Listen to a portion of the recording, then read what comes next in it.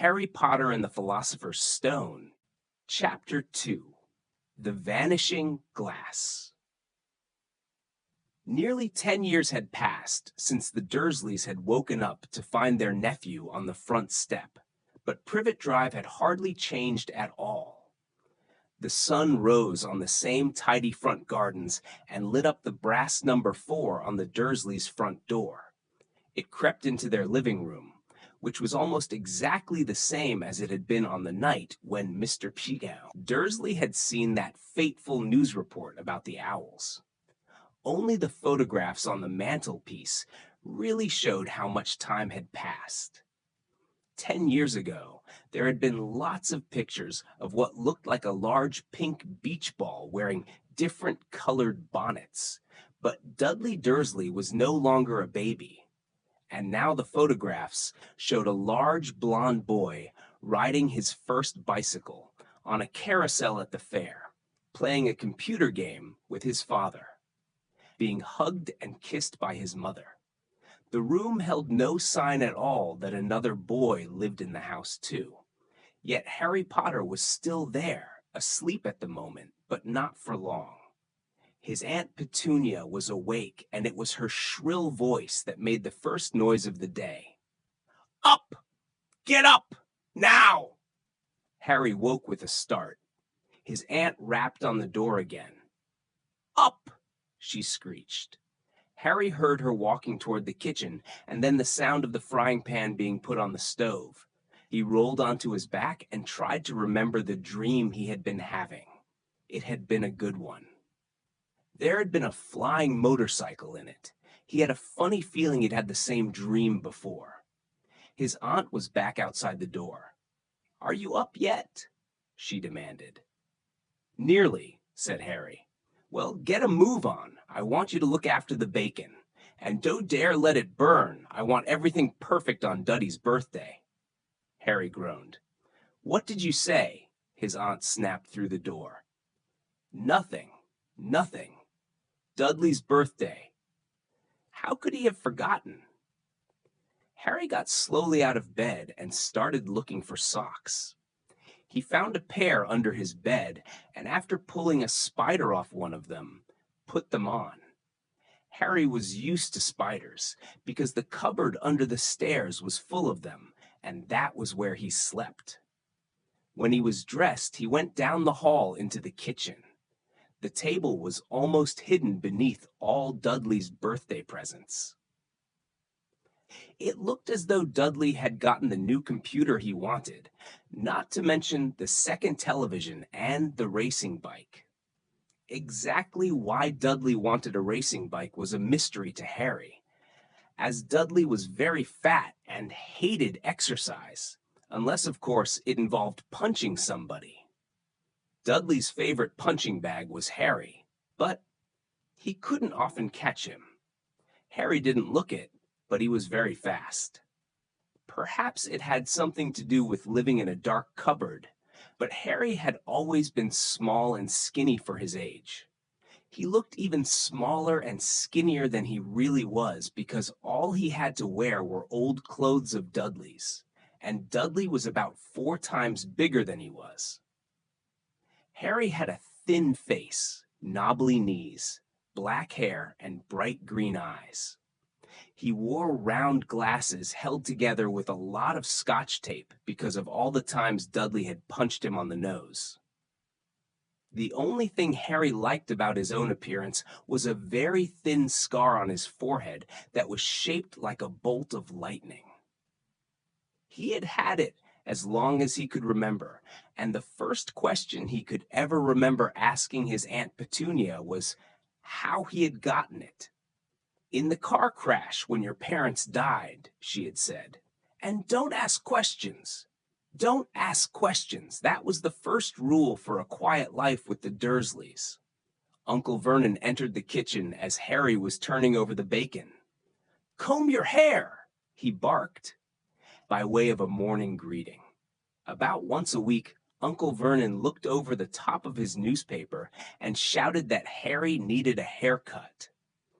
Harry must have had more haircuts than the rest of the boys in his class put together, But it made no difference. His hair simply grew that way, all over the place.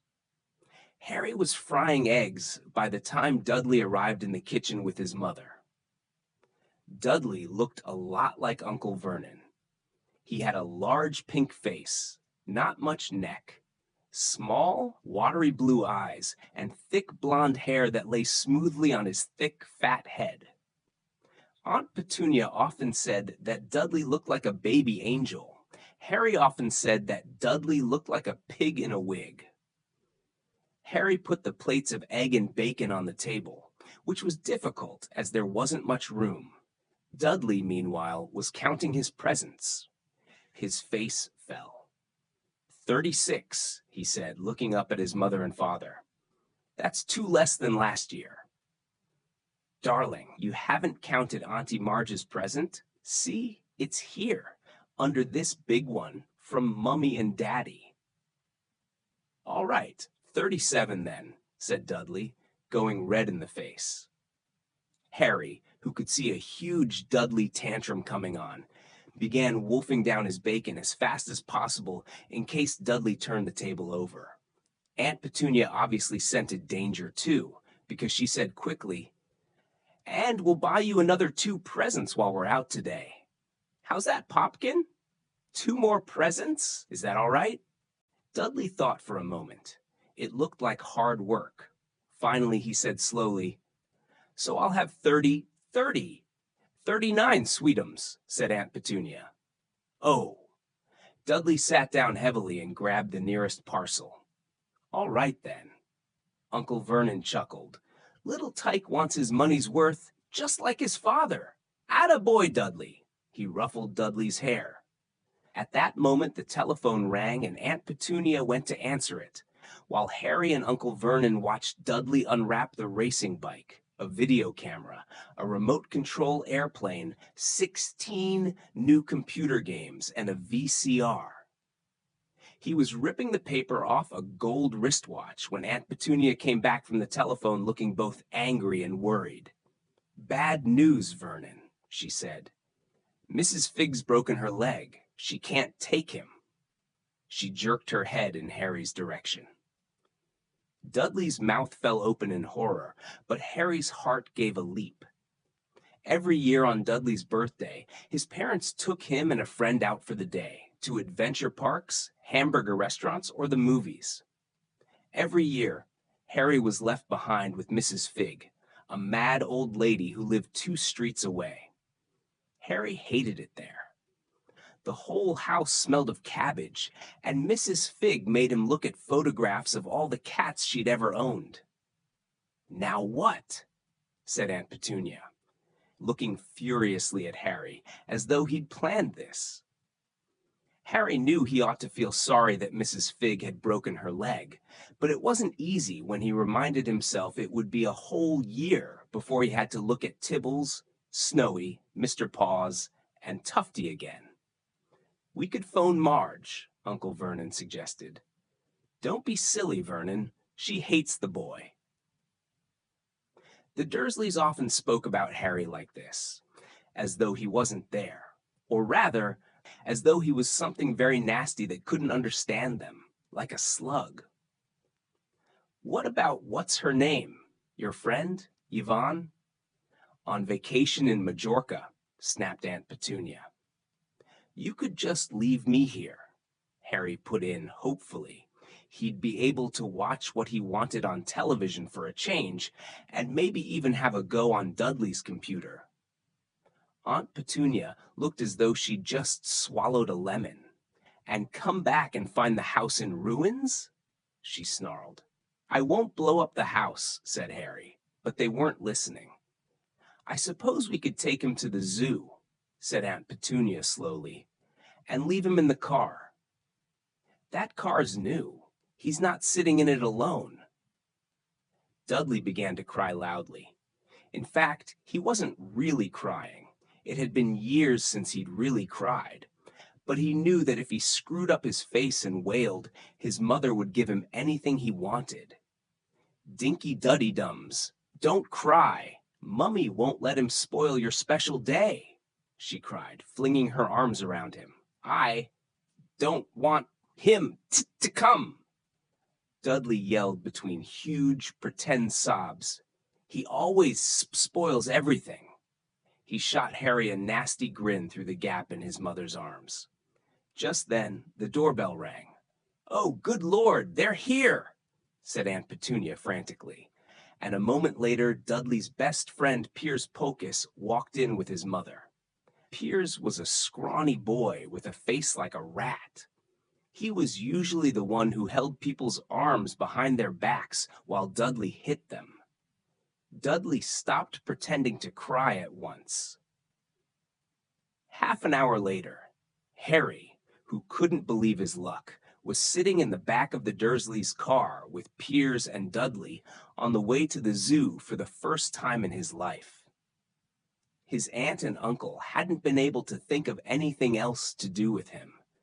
But before they'd left, Uncle Vernon had taken Harry aside.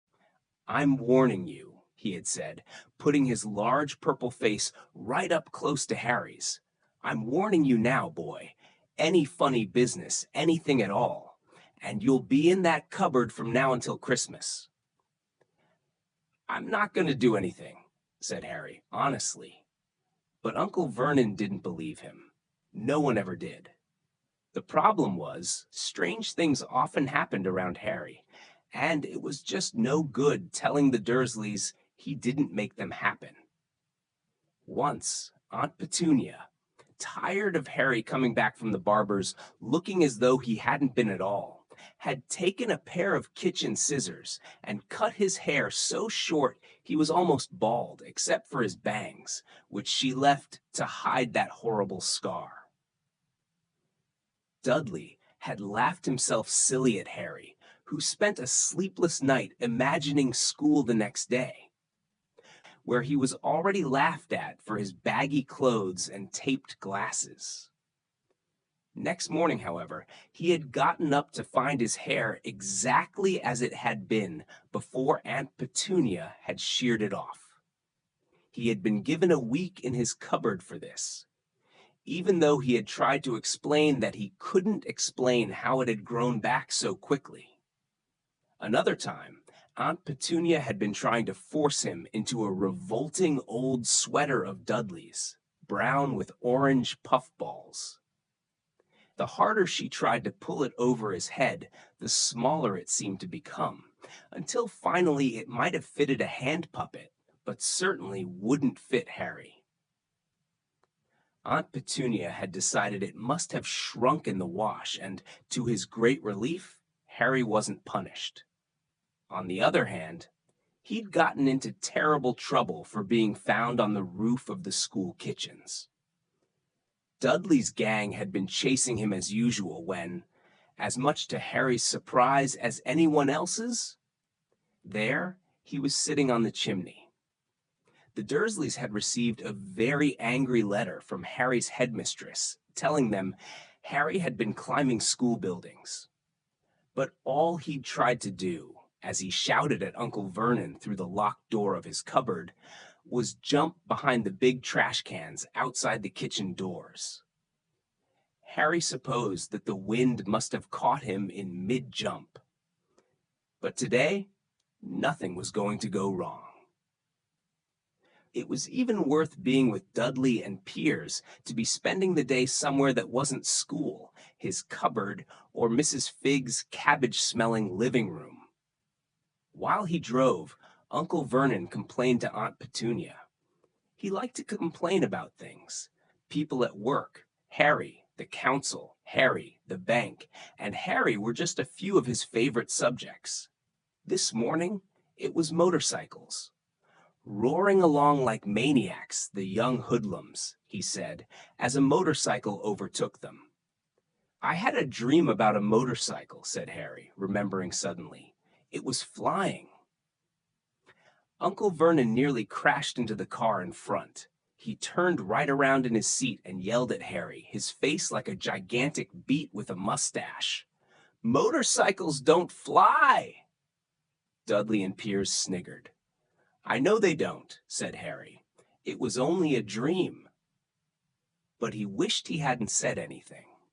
If there was one thing the Dursleys hated even more than his asking questions, it was his talking about anything acting in a way it shouldn't.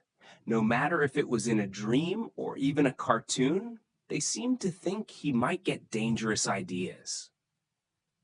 It was a very sunny Saturday, and the zoo was crowded with families.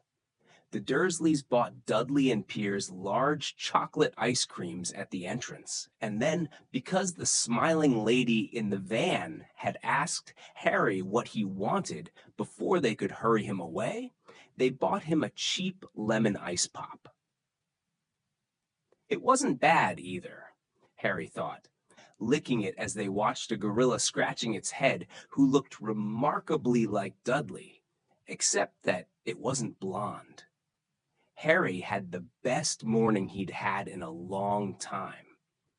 He was careful to walk a little way apart from the Dursleys, so that Dudley and Piers, who were starting to get bored with the animals by lunchtime, wouldn't fall back on their favorite hobby of hitting him. They ate in the zoo restaurant, and when Dudley had a tantrum because his Knickerbocker Glory didn't have enough ice cream on top, Uncle Vernon bought him another one, and Harry was allowed to finish the first. Harry felt, afterward, that he should have known it was all too good to last. After lunch, they went to the reptile house. It was cool and dark in there, with lit windows all along the walls. Behind the glass, all sorts of lizards and snakes were crawling and slithering over bits of wood and stone.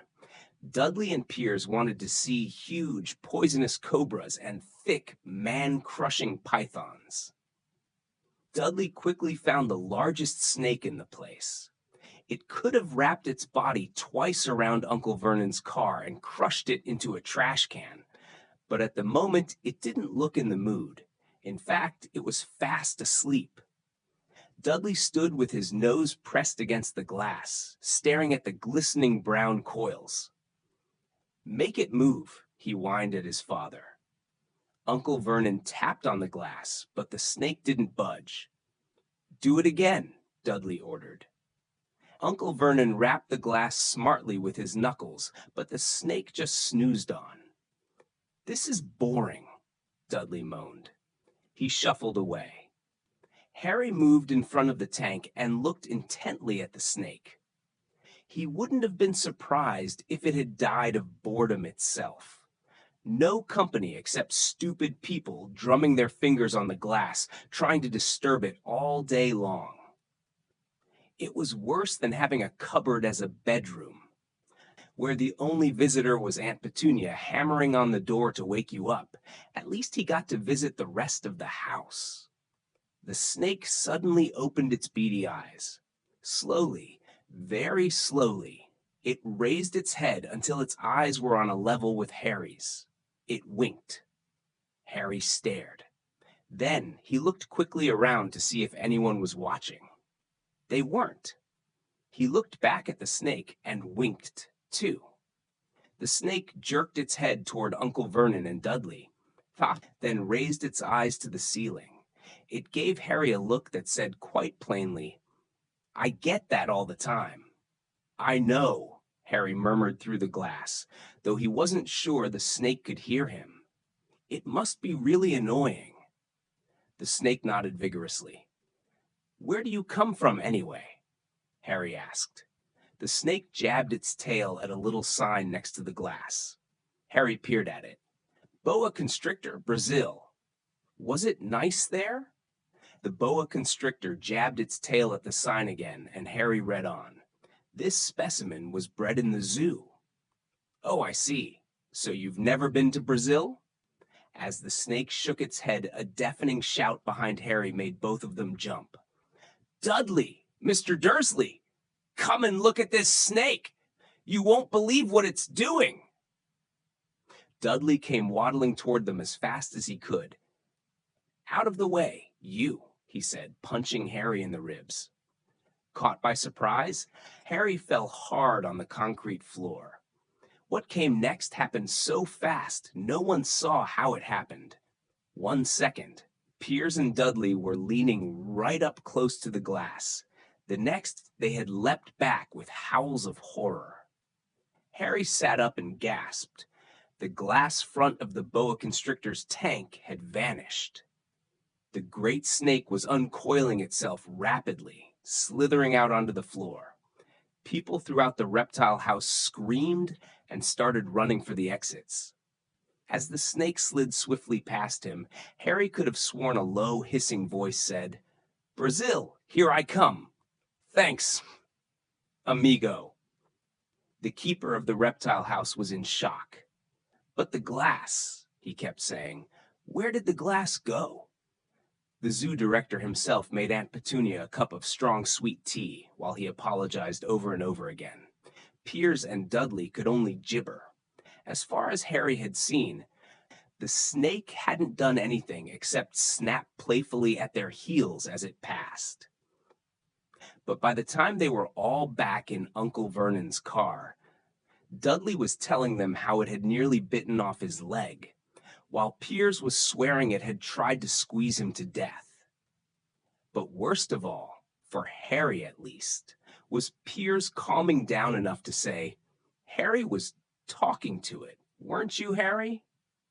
Uncle Vernon waited until Piers was safely out of the house before starting on Harry. He was so angry he could hardly speak.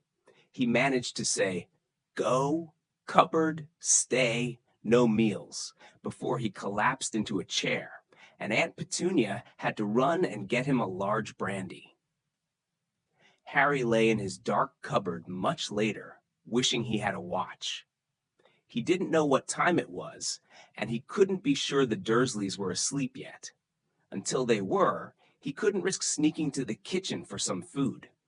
He'd lived with the Dursleys almost 10 years, 10 miserable years, as long as he could remember, ever since he'd been a baby, and his parents had died in that car crash. He couldn't remember being in the car when his parents had died. Sometimes, when he strained his memory during long hours in his cupboard, he came up with a strange vision. A blinding flash of green light and a burning pain on his forehead. This, he supposed, was the crash, though he couldn't imagine where all the green light came from. He couldn't remember his parents at all. His aunt and uncle never spoke about them, and of course he was forbidden to ask questions. There were no photographs of them in the house. When he had been younger, Harry had dreamed and dreamed of some unknown relation coming to take him away, but it had never happened. The Dursleys were his only family. Yet sometimes he thought, or maybe hoped, that strangers in the street seemed to know him.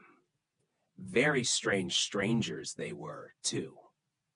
A tiny man in a violet top hat had bowed to him once while out shopping with Aunt Petunia and Dudley.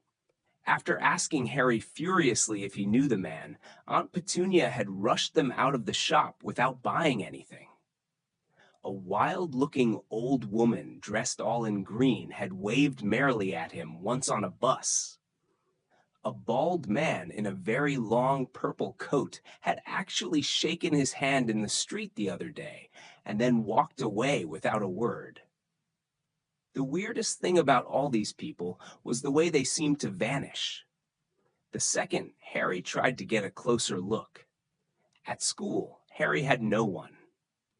Everybody knew that Dudley's gang hated that odd Harry Potter in his baggy old clothes and broken glasses, and nobody liked to disagree with Dudley's gang. Thank you for listening. If you like this video, please like, share, and subscribe to be notified about new videos.